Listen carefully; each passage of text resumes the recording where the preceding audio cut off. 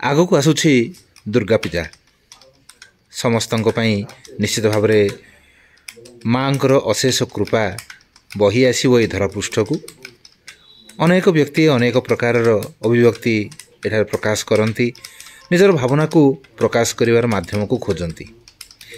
तेबे कोरापुट जिले में कवि लेखक माने गाल्पिक माने यही समय रे अधिक तत्परता प्रकाश करिथांती कारण राज्यर विभिन्न प्रांतरू सेमानक पाखक आसी थाए अनुरोध पत्र जे आमको कविताटिए पठांतु आमको लेखाटिए पठांतु गल्पटिए पठांतु कारण कोरापुटरू जाइथिबा एई गल्प कविता निश्चित भाव नियारा समस्ते आदर करती अनेक आदृत होई एई प्रभावित मध्य हुवंती। तेणु कवि लेखक गल्प गाल्पिक मान भितर यही आनंदर जो जुआर आसी से जुआर संपर्क में आम कथबार्ता करवा कोरापुट जिलार किसी प्रतिष्ठित कवि एवं लेखक मान सहित। भाई आपण मानक शारदीय अभिनंदन। आगु आपण मैंने समस्ते वर्ष वर्ष धरी शारदीय विशेषांक जो बाहर से तापाई लेखा पठाउछंती कविता पठाउछंती तेबे से अनुभूति केमिति एवं कोरापुट्रे यही साधना केते दूर आगु जाउछि? देखो प्रतिवर्ष आम लिखुचु प्रतिवर्षर वर्ष सारा जदि लिखुचु गोटे आम अपेक्षा थाए जे शारदीय पूजा संख्या लेखा पठेगा तो ताहा बहुत मास आगु भी पठा सरला। बर्तमान समस्ते प्रस्तुत भी हो सारे आप लक्ष्य करुवे फेसबुक रे किसी संपादक से कभर बा प्रच्छद पृष्ठ छाड़ी सारे जे खूब शीघ्र आम पत्रिका बजार को आसूची।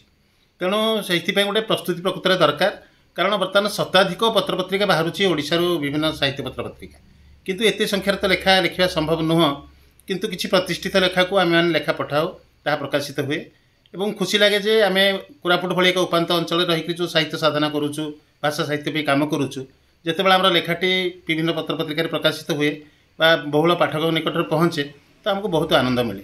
तो चलित वर्ष किसी लेखा जाइए विभिन्न पत्र पत्रिका को आम तो आशा रखीचु बर्तमान गोटे ही पत्रिका बर्तमान बजार को आसी वैदेही बोली आउे तो अन्य सब निहाती भाव में बजार को आसवे कारण चलित वर्ष पूजा टी शीघ्र आसूची अक्टोबर 2 रे दशहरा पड़ुची। तेणु पूजा संख्या गुड़िक आशा करुचु आम जे सेप्टेम्बर 15 पर बजार को आसीजी।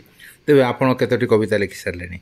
मु तो एथर चेष्टा करी वर्ष सारा जहाँ सब लिखी पाखापाखि 30 ରୁ 35-40टा कविता मु पठे थर विभिन्न पत्र पत्रिका को आशा रखी जेहेतु अनेक संपादक मत श्रद्धा करती भल पाती हुए तो मोर किसी निहाती भाव अधिक कविता चलित वर्ष प्रकाश पाए। तेज भाई आपन तो बहुत वर्ष साधना करुछंती शारदीय विशेषांक आपंकर अनेक लेखा जाए तेज आप देखुं शारदीय विशेषांक को एवं शारदीय विशेषांकर पाठक मान?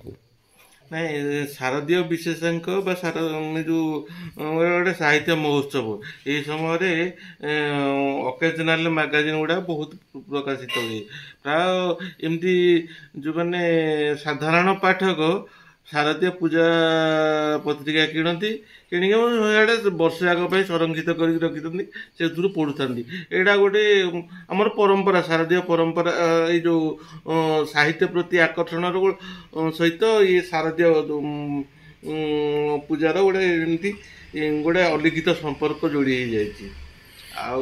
तेरे लेखक और कवि मैंने जो वर्ष तमाम जहाँ लिखती अन्य विशेषांक एवं शारदीय विशेषांक किसी फरक थाए किसी स्वतंत्रता थाए? फरक किसी न थाए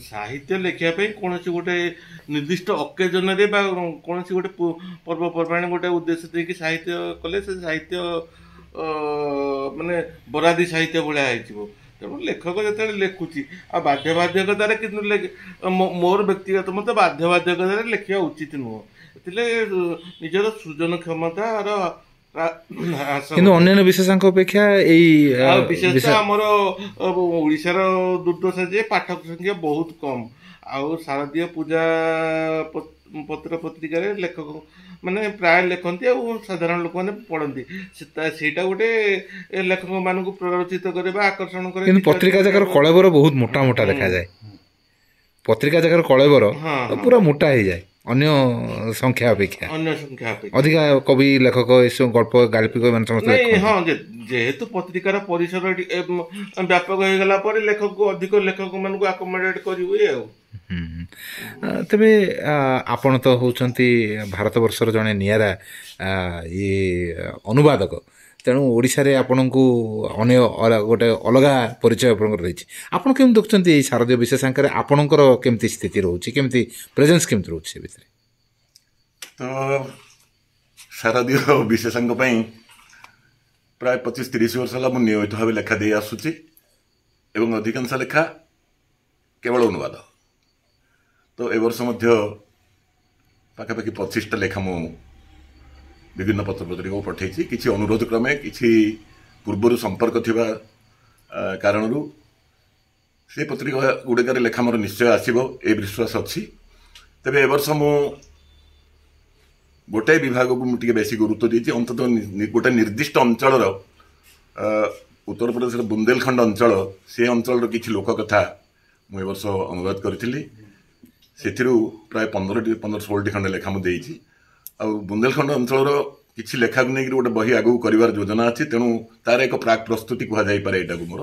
ଆଉ ଅନ୍ୟାନ୍ୟ କିଛି ଐତିହାସିକ ଲେଖା ବି ମୁଁ ଅନୁବାଦ ଗପ ପୂଜା ସଂଖ୍ୟା ପାଇଁ ଦେଇଛି। ଧନ୍ୟବାଦ, କୃତଜ୍ଞତା ଜଣାଉଛୁ ଆପଣମାନଙ୍କୁ ଯେ ଆପଣମାନେ ନିରନ୍ତର ଭାବରେ ସାଧନା କରୁଛନ୍ତି। ଲେଖିବା କୌଣସି ଏକ ସାଧାରଣ କଥା ନୁହେଁ, ଏହା ହେଉଛି ସାଧନା। ତେଣୁ ଆପଣମାନେ ଯେଉଁ ସାଧନା କରିଚାଲିଛନ୍ତି କୋରାପୁଟ ମାଟିରୁ, କୋରାପୁଟ ମାଟି ଆପଣଙ୍କୁ ନେଇ ଗର୍ବ କରେ ଏବଂ ଆପଣମାନଙ୍କ ଭଳି ଅନେକ ବ୍ୟକ୍ତି ଯେଉଁମାନେ ଏହି ସାଧନାରେ ନିଜ ବ୍ରତୀ ହୋଇଛନ୍ତି ଏବଂ ସେହି ଧାରାଟିକୁ ଆଗକୁ ନେବାରେ ନିରନ୍ତର ପ୍ରଚେଷ୍ଟା କରିଚାଲିଛନ୍ତି, ସେମାନଙ୍କ ପାଖରେ ଏହି ମାଟି କୃତଜ୍ଞ, ଆମେମାନେ କୃତଜ୍ଞ। ଆମେ ପାଠକ ଭାବରେ ନିଶ୍ଚିତ ଭାବରେ ଅପେକ୍ଷା କରୁଛୁ କେତେବେଳେ ସେହି ଶାରଦୀୟ ବିଶେଷାଙ୍କ ଆସିବ ଏବଂ ଖୋଜି ବୁଲିବୁ ସେଥିରେ ଯେ ଆପଣମାନଙ୍କର ଲେଖା କେଉଁଠି ଅଛି ଏବଂ ଯେତେବେଳେ ଦେଖିବୁ ନିଶ୍ଚିତ ଭାବରେ ଆମ ଛାତି କୁଣ୍ଡେ ମୁଣ୍ଡ ହେବ।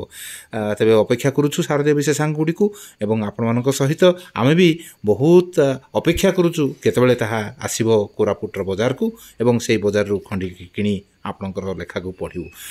ତେବେ ରେଡ଼ିଓ କୋରାପୁଟରେ ଆପଣମାନଙ୍କର କଥା ଉପସ୍ଥାପନ କରିଥିବା ଯୋଗୁଁ ରେଡ଼ିଓ କୋରାପୁଟର ସମସ୍ତ ଶ୍ରୋତାଙ୍କ ତରଫରୁ ଆପଣଙ୍କ ପାଖରେ କୃତଜ୍ଞତା ଜଣାଉଛୁ। ରେଡ଼ିଓ କୋରାପୁଟର ସମସ୍ତ ଶ୍ରୋତାଙ୍କୁ ମଧ୍ୟ ଆମେ କୃତଜ୍ଞତା ଜଣାଉଛୁ ଯେ ସେମାନେ ଆମର କଥା ଗୁଡ଼ିକୁ ଶୁଣିଛନ୍ତି। ତେବେ ଆଜି ପାଇଁ ଏତିକି, ସାନ୍ତାଗାରକୁ ବିଦାୟ ଦିଅନ୍ତୁ। ପୁଣି ଥରେ ଆଉ ଏକ ବିଷୟକୁ ନେଇ ଆପଣମାନଙ୍କ ପାଖରେ ଉପସ୍ଥାପନ କରିବି। ସେତିକି ପର୍ଯ୍ୟନ୍ତ ନମସ୍କାର।